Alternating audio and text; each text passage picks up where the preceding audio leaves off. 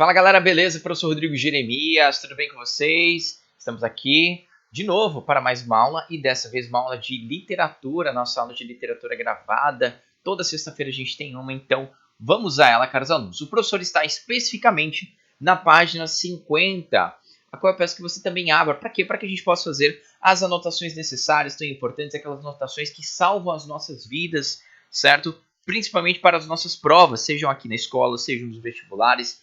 Então, por favor, acompanhe a leitura do professor. Claro, você pode ver aqui também o livro que está online, aqui, né, está na sua tela. O professor vai lendo aqui, vai lendo ali, certo? Para a gente poder ir se encontrando. Vamos lá. Estamos falando agora do realismo e naturalismo, certo? Realismo é a escola literária e o naturalismo é uma vertente dessa escola, certo? Então, todo naturalista é realista, mas nem todo realista é naturalista, certo? Porque nós temos o realismo como sendo a grande vertente e dentro dela um fragmento que parte dela é o naturalismo. A gente vai ver essas diferenças dentro aqui do nosso livro. Olha lá. Realismo é um movimento literário que surge a partir de meados do século XIX. Século XIX, tá, cara aluno? Vamos lá. Quando o romantismo perde seu vigor em razão das profundas transformações sociais e econômicas promovidas pela industrialização e pelo surgimento de novas correntes filosóficas. Beleza? Tranquilo?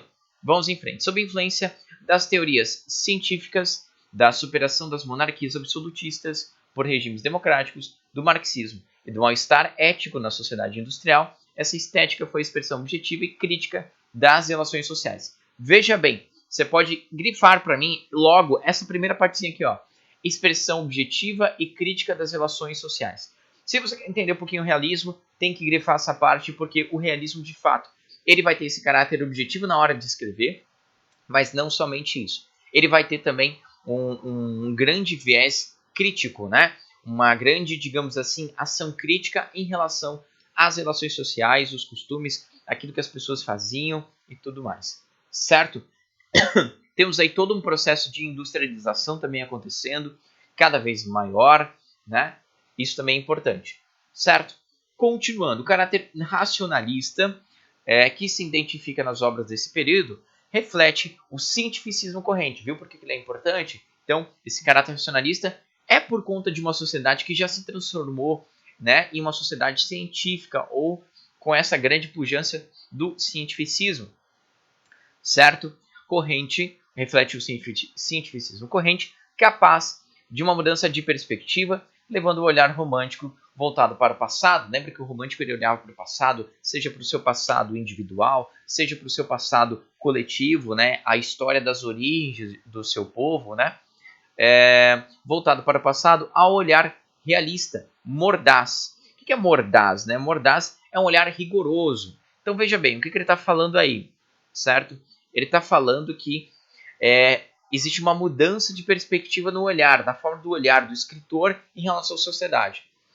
Então, ele tira esse olhar romântico que é voltado ao passado e volta-se para a realidade, né? Ele vai ter um olhar muito mais realista, um olhar muito mais rigoroso, voltado para onde? Para o seu próprio tempo. O realista é um homem que tenta ser um homem do seu próprio tempo. Essa é a grande perspectiva, sempre tentando ser muito rigoroso com essa realidade, com essa atualidade. Belezas? Então, belezas. Você pode fazer um grifo desse, o caráter racionalista, até aqui, ó, e voltado para o seu tempo, pode fazer um grifo aí no seu livro, tá? Vai ficar bem interessante. Depois a gente continua. A pintura de Daumier, a seguir, mostra uma família viajando mal acomodada em um trem e provoca reflexão acerca dos lugares sociais, dos nichos determinados pelas condições econômicas. Veja também que, apesar de viajarem juntas, percebe-se pelo olhar distante o sentimento de solidão provocado pelo novo cotidiano das cidades. Beleza, essa pintura tenta só retratar um pouquinho daquela sociedade que estava ali, né, nessa época do século XIX. Show de bolas, vamos em frente. Tranquilo? Vai, então, aqui está a nossa pintura, certo? Mas vamos aqui para baixo. O realismo e o naturalismo surgem na França, origem francesa. Olha aí quantas coisas vieram da França, né? O realismo com a publicação, boas ou más, aí depende da sua perspectiva. O realismo com a publicação de Madame Bovary, de Gustave Flaubert, em 1857, livro que aborda um escândalo para a moral burguesa, envolvendo uma mulher adúltera, né? e o naturalismo com a publicação de Germinal, livro que revela as péssimas condições de trabalho nas minas de carvão do século XIX. Então veja bem, o realismo tem um caráter aqui, né, pela publicação dessas duas obras, a primeira, Madame Bovary, que faz o marco do nascimento, do surgimento do realismo, né, tem uma pegada muito mais moralista, né?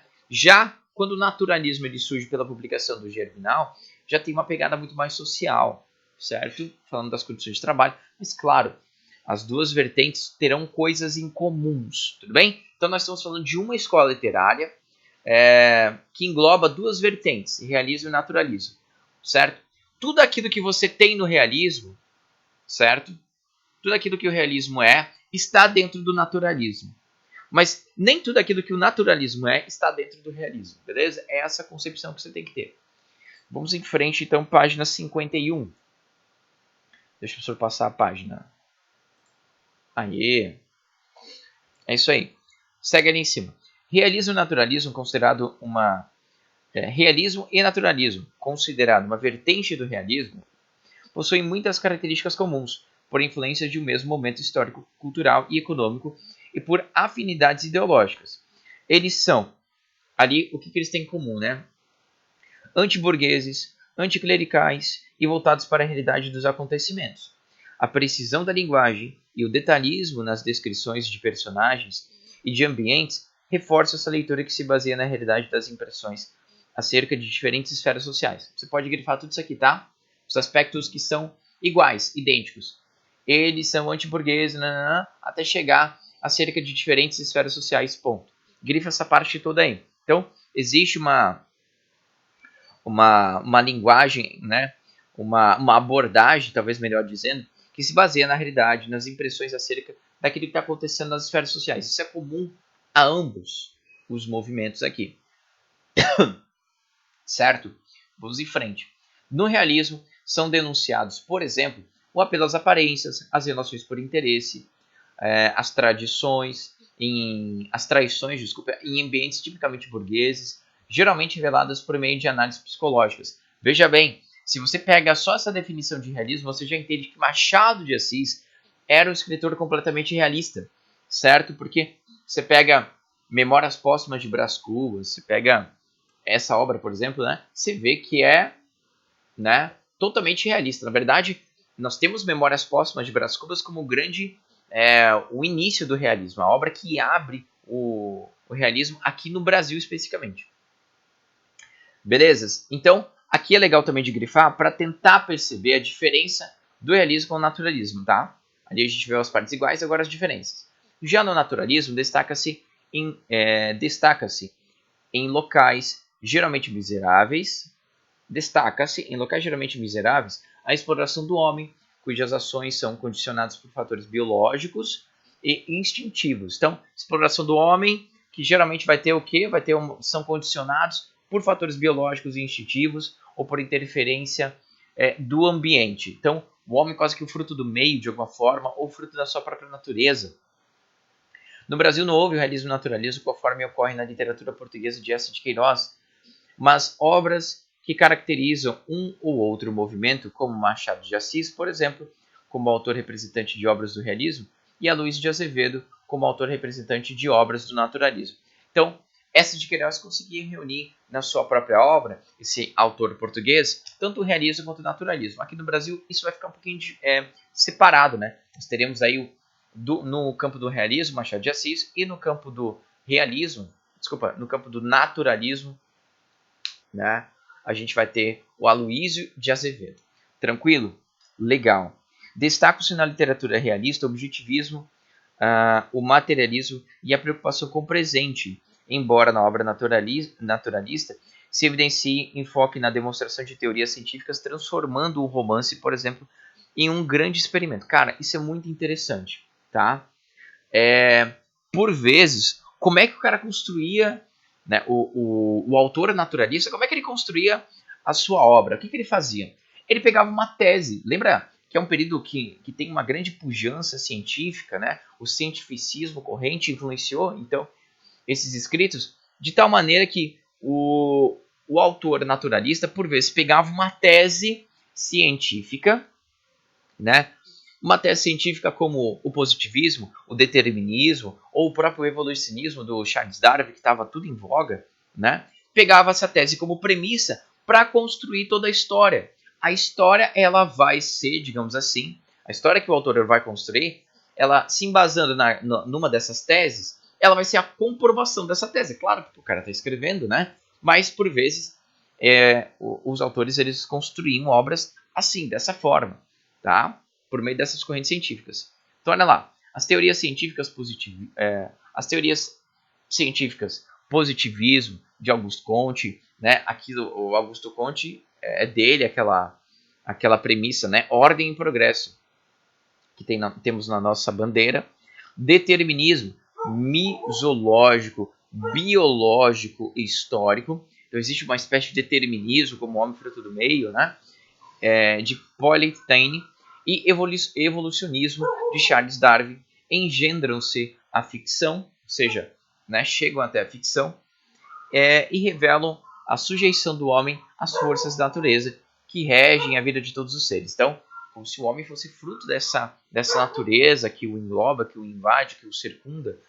Nos romances naturalistas, então, os destinos das personagens e um encadeamento das narrativas se submetem a leis naturais, independentemente de perspectivas subjetivas ou místicas que caracterizaram o romantismo. Então, tipo assim, o homem, o desenlace, o desenrolar de toda a narrativa de um romance naturalista vai se embasar nas teses desses conhecimentos científicos. E o resultado vai ser exatamente aquilo que aquele conhecimento científico está falando para ele, certo? Então, se isso é bom, se é ruim, não sei, mas foi feito, certo? Olha só aqui o que vai acontecer, né? A ciência imbricando na arte, influenciando-a, a arte sendo escrita a partir da ciência, é mais ou menos isso que a gente está querendo dizer. Em Portugal, apesar da grande expressividade na prosa, o realismo surge em língua portuguesa pela poesia de Antero de Quental. Então veja bem, apesar da grande expressividade na prosa, o realismo ele surge em língua portuguesa, lá em Portugal, pela poesia de Antero de Quental, personagem importante da questão de Coimbra. A questão de Coimbra que foi um grande embate entre realistas, né, e os românticos, que até então, porque veja bem, o realismo naturalismo é como se fosse uma resposta, uma contraposição à escola literária romântica que a gente estava vendo anteriormente, certo? Basicamente, as escolas literárias elas surgem assim dessa forma, uma em contraposição à outra, né? Então, beleza, a questão de Coimbra foi isso, na qual problematizou a necessidade de renovação da arte literária em Portugal. Os versos realistas portugueses tiveram como representantes Antero de Quental e Cesário Verde, que lutaram pela renovação da poesia, propondo o abandono da perspectiva romântica e a busca por outra mais engajada e preocupada com a leitura desmistificada de seu tempo, né? Valorizaram a estrutura do soneto e a abordagem objetiva dos temas. Muito bem, continuando, né? Essa abordagem objetiva dos temas. Vamos dar uma olhadinha aqui então. Olha só esse verso de Antero de Quental. Beleza? Olha só o que ele diz. Sempre o futuro, sempre, e o presente, nunca, que seja esta hora em que se existe, de incerteza e de dor, sempre é mais triste, e só farte o desejo, um bem ausente. Olha o que ele está falando, né? A gente pensa sempre no futuro, né? E o presente, nunca, que seja esta hora em que se existe, de incerteza e de dor, sempre é mais triste, e só farte o desejo, um bem ausente. E geralmente é essa a nossa perspectiva, né? A gente sempre vai ser feliz amanhã, a gente sempre vai ser feliz depois da faculdade, a gente sempre vai ser feliz quando a gente tiver isso e aquilo outro, né? Então a gente sempre vai postergando para um futuro sempre hipotético, o futuro sempre é hipotético, né? O nosso desejo, né? Ó, e só farte o desejo um bem ausente. Sempre eu quero aquilo que eu não tenho, aquilo que está lá na frente, certo? Começa assim o soneto. E que importa o futuro, ser inclemente, essa hora em que a esperança nos consiste, chega, é presente e só a dor assiste. Assim, qual é a esperança que não mente? Então, que importa o futuro, se vem essa esperança aí, né, que, enfim, qual a esperança que não mente, né? Ele começa a fazer um pouco dessas críticas Daí ele chega e fala: desventura ou delírio? O que procuro? Se me foge, é miragem enganosa. Se me espera, pior, espectro impuro. Você está falando dessa esperança enganosa, né? Assim a vida passa vagarosa. O presente é aspirar sempre o futuro uma sombra mentirosa. Então ele meio que está criticando essa história de pensar somente no futuro. Ele quer pensar no agora. Ele nem está mais criticando o romântico que pensava somente no passado. Já está criticando as pessoas que não estão olhando para o seu futuro, para o seu presente, de modo objetivo. Legal. Muito bom. A prosa realista naturalista portuguesa foi consagrada por Eça de Queiroz. Aí sim, o autor português escreve em 3 fases. Eça de Queiroz é muito importante aqui nessa época. Ele mesmo vai ter 3 fases, né, que se distingue pela abordagem temática e estilo dos romances. Na primeira delas, ainda apresentou características românticas, né, na primeira parte da obra dele. Na segunda, se consagrou com obras como O Crime do Padre Amaro, O Primo Basílio e Relíquia, no qual criticou dogmas da igreja e valores da burguesia. Você se lembra que lá em cima, nessa mesma página, uma das características, né, que uniam, inclusive, realistas e naturalistas, era uma crítica não somente aos burgueses, mas também ao clero, né, aos padres, os membros da igreja. Belezas. Então ele teve um pouco disso. E valores da burguesia portuguesa. E na terceira fase, o que ele fez na terceira fase?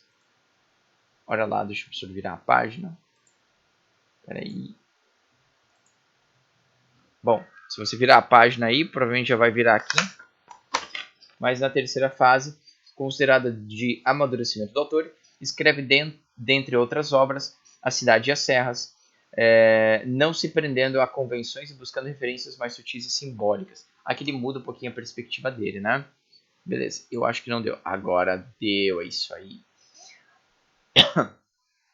Leia a seguir um trecho da obra Relíquia, que está nessa segunda fase, né? Na fase realista do Eça de Queiroz. Olha lá o que ele diz, um trechinho da obra Relíquia. Para evitar que me ficasse na roupa ou na pele o delicioso cheiro da Adélia, eu trazia na algibeira bocados soltos de incenso. Veja bem, o incenso era geralmente utilizado aonde? Em missas, ou para você fazer as suas orações, né? Era uma coisa muito mais religiosa. Olha o que ele está falando. Para evitar que me ficasse na roupa ou na pele o delicioso cheiro da Adélia, eu trazia na algibeira bocados soltos de incenso. Antes de galgar a triste escadaria da casa, penetrava sutilmente na cavalariça deserta, ao fundo do pátio. Queimava no tampo de uma barrica vazia um pedaço da devota resina, né, que é o incenso. E ali me demorava, expondo ao aroma purificador as abas do jaquetão e as minhas barbas viris. Depois subia, e tinha a satisfação de ver logo a titi farejar regalado. Jesus, que rico cheirinho a igreja. Veja bem, né? Esse cheirinho da igreja mesmo, não, ele estava disfarçando, né? Então, os realistas, eles tinham essa pegada assim de denúncia da sociedade, daquela sociedade que se passava, né?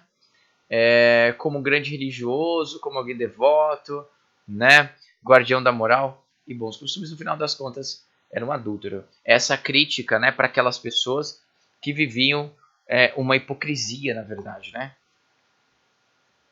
Beleza, no Brasil, e no Brasil a gente fala de quem? De Machado de Assis, claro, lindo, maravilhoso. O realismo e o naturalismo têm início no Brasil no mesmo ano, certo? No ano de 1881. O realismo com a publicação do romance Memórias Póstumas de Brás Cubas, né, especificamente de Machado de Assis, e o naturalismo com a publicação de O Mulato de Aloysio de Azevedo, certo? As obras realistas machadianas diferem substancialmente das obras europeias. Veja porque, olha os detalhes da obra machadiana. Isso aqui tudo que eu vou ler agora é muito importante. Você grifar. Machado problematiza a condição humana, ironiza o individualismo, critica o desejo de exploração do homem pelo próprio homem, em situações que fugiam a explicações científicas das teorias deterministas. Destaca seu pessimismo e a onisciência de um narrador capaz de revelar uma análise psicológica que extrapola a do personagem e se estende também ao leitor. Em uma literatura atemporal de caráter universalista. Tudo isso aqui é uma característica do Machado de Assis, é bom você grifar, beleza? Além disso, as obras machadianas apresentam singulares narradores protagonistas. Sobre o representante do realismo no Brasil, escreveu o crítico Alfredo Bosio. Bom, depois você pode ler aqui o que o Bosio fala. Vamos aqui para cá. Outras características fundamentais da obra de Machado de Assis são a metalinguagem. Isso aqui também grifa, tá? A metalinguagem, o leitor incluso, as referências intertextuais e as alegorias. Isso aqui é muito legal. Leia a seguir um trecho de Memórias Póstumas de Brás Cubas em que o personagem, em seu delírio de morte, guiado pela natureza, é levado a perceber a mediocridade e a miséria da existência humana. Aí a natureza diz para ele: "Não te assustes", disse ela, "minha inimizade não mata. É sobretudo pela vida que se afirma. Vives, não quero outro flagelo." "Vivo?", perguntei eu, enterrando as unhas nas mãos como para certificar-me da existência. "Sim, verme, tu vives. Não receies perder esse andrajo que é teu orgulho, andrajo esse pano, pedaço de pano sujo. Provarás ainda por algumas horas o pão da dor e o vinho da miséria. Vives, agora mesmo que ensandeceste vives. E se a tua consciência reouver um instante de sagacidade, tu dirás que queres viver." Então, mais um pedaço aí, um exemplo da obra do Machado de Assis, certo? Vamos para frente. O naturalismo especificamente mantém a objetividade e as descrições minuciosas como os do realismo, mas explora também os sentidos proporcionando uma experiência sensorial ao leitor. Olha o que predomina no naturalismo aqui brasileiro, grifa para mim isso aí. Tudo isso que eu vou ler agora. Predomina a observação da realidade e o rigor na demonstração das teorias científicas, sendo o determinismo de meio e o zooformismo grandes marcas dessa literatura para explicar determinados comportamentos de tipos sociais representados pelos personagens. Tipos sociais são pessoas que existem na sociedade, né? Que são representados pelos personagens. Então, além da observação da realidade, nós temos essas teorias, né, do determinismo do meio, o meio influenciando o homem, né? E o zoomorfismo é a transformação do homem em animal, numa atitude mais animalesca como resposta naquela situação do meio, certo? Pode grifar isso aí também, muito interessante. E aí, quase acabando, cara aluno, vamos lá. Tem mais uma análise aqui do Bosio, né? A redução das criaturas ao nível animal, a redução das criaturas dos homens ao nível animal, cai dentro dos códigos antirromânticos, né? O romantismo não tinha isso, o romantismo tinha uma idealização do homem sempre. Antirromânticos de despersonalização. Mas o que uma análise mais percussiente atribuiria ao sistema desumano de trabalho, que deforma os que vendem e ulcera os que compram, a consciência do naturalismo do naturalista aparece como um fado de origem fisiológica, portanto inapelável. Como dá caráter absoluto ao que é efeito da iniquidade social, o naturalista acaba fatalmente estendendo a amargura da sua reflexão à própria fonte de todas as suas leis, a natureza humana, a figurar-se-lhe uma selva selvageria onde os fortes comem os fracos. Essa a mola do cortiço, essa é a explicação das vilanias e torpezas que naturalmente devem povoar a existência da gente pobre. E essa também a causa do desfecho que se quer trágico, mas é apenas teatral. Então veja bem, é como se ele colocasse aqui que, segundo algumas teorias, né, como se a natureza humana fosse decaída, fosse animalesca, e por ela a gente pudesse perceber essas situações, né, essas situações que ele chama de iniquidade social. Os problemas sociais são explicados por essa natureza animalesca do homem, certo? Então é um problema fisiológico. O homem está sempre querendo se aproveitar do outro, né? Por exemplo, você pega os personagens do Machado de Assis, basicamente, tem isso também, né? Eles buscam sempre o que move, por vezes, um personagem do Machado de Assis. Por que ele se move? Por interesse, pelo desejo, que nem um animal, né? Um animal se move pelo desejo, unicamente. Beleza. Aí tem outra análise aqui do naturalismo também. Na obra máxima do naturalismo brasileiro, Cortiço, de Aloysio de Azevedo, a denúncia das condições precárias em que vivem os moradores do lugar é estampada na falta de higiene, de educação formal e de condição econômica para proverem uma vida digna. Beleza. Comparados a vermes, eles resistem ao abandono do poder público com um comportamento animalizado, certo? que é o zoomorfismo, que a gente acabou de ler lá antes. Coerente à vida desumana, que leva afastados do desenvolvimento dos centros urbanos. Justamente por conta do meio, eles têm essa reação. Dê a seguir um trecho dessa obra. O verdadeiro tipo da estalagem fluminense, a legendária, aquela em que há uma samba e um rolo por noite, aquela em que matam homens sem a polícia descobrir os assassinos, viveiro de larvas sensuais em que irmãos dormem misturados com as irmãs na mesma lama, paraíso de vermes, brejo de lodo quente e fumegante, de onde brota a vida brutalmente, como de uma podridão. Beleza, caros alunos? Era isso, então, o que o professor queria passar para vocês. Peço, por favor, que vocês façam os exercícios, tá? De 1 a 4 especificamente. Ali, exercícios de sala. Vocês já podem ir fazendo de 1 a 4. Era isso. Beijos e abraços. Até a próxima. Valeu!